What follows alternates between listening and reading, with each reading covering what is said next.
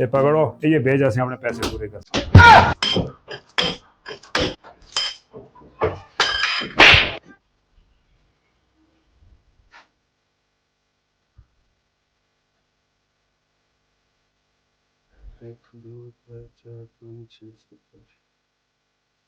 माल material पे काम करा दी कि ना खुद पता नहीं कितने दिन काल आवा चलो जी ड्यूटी चले जरा ठेकेदार ही दस्ते हेलो सलाम वालेकुम जी। हाँ जी खैरियत सब हम अरे जी काम पे आ गया था जरा इधर आओ ना चक्कर मारो जरा देखो वायरिंग में काम और ठेकेदार साहब मरो ना जी टाइम नहीं नहीं ना जी टाइम माड़े खोलो गया ठेका तुसा खोलो भराना तुसा देवा ठेका बता रहा हूँ ना जी। वो आ गए जी आ गए। एक मिस्त्री साहब एक कमरा है ठीक हो गया। ये नाल बात है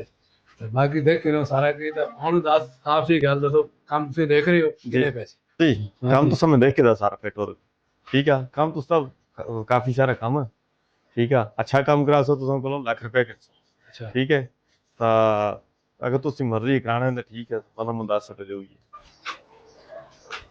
और मिस्त्री साहब पॉलिसी तो सब मोदी वाली रखी है चलो और मजबूरी है करा लेना काम मुका रुपया दे 70,000 कर दे तो ठीक है नहीं कर दे हो तो टाइम तो समय जाया ना करना। अच्छा ठीक है जी कल इंशाल्लाह मुलाकात होगी कल आसा इंशाल्लाह बंदे भी के ना सुना काम शाम शुरू करा कर कल इंशाल्लाह ठीक है। ठीक काम कैसे नंबर आता है ना दासन इरफान मोदी को पता चला लगी बारिश वाल देख माइक ना के खबरें होने चलती हैं। छोड़ो जी लानत मारा मोदी हो आप आजकल काम काज नहीं भूखे मरते हैं लगे तो मोदी का दुआ करो अल्लाह कोई काम काज दे काम ही हम करें मेरा मजदूर तो लोग हैं चलो देखते हैं क्या सूरत हाल है। आओ जी अस्सलाम वालेकुम ठेकेदार साहब ठीक हो खैरियत है? आओ बो आओ बो बो बो ठेकेदार साहब किस तरह आना है?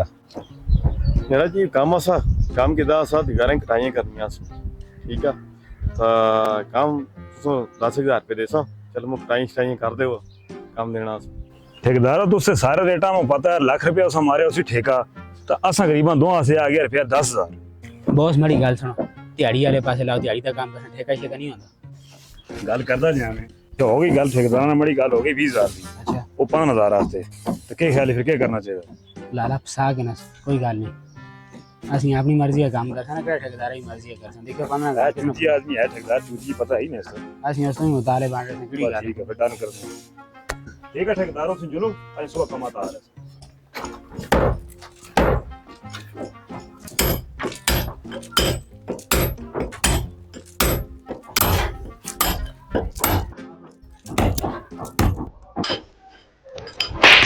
सारी जिंदगी दिखता रहती तू काम कोई सीखी है ना 5,000 में तू फटाफट तैयार उठ तू काम कर दो अपना लग उधर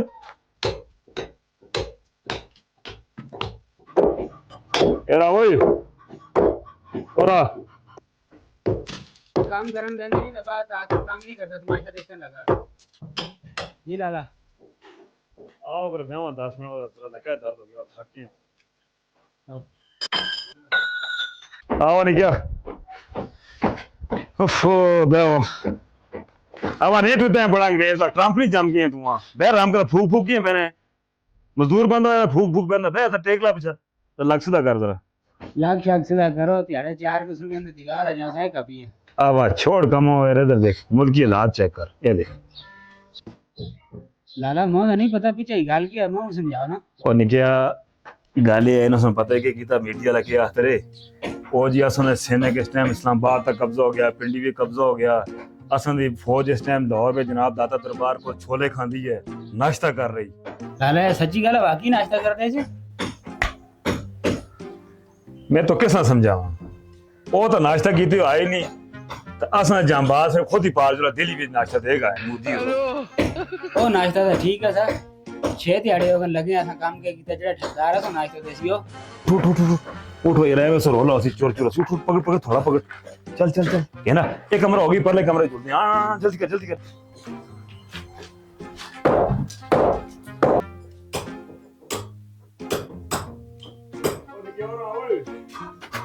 जी तू ये मोबाइल के ना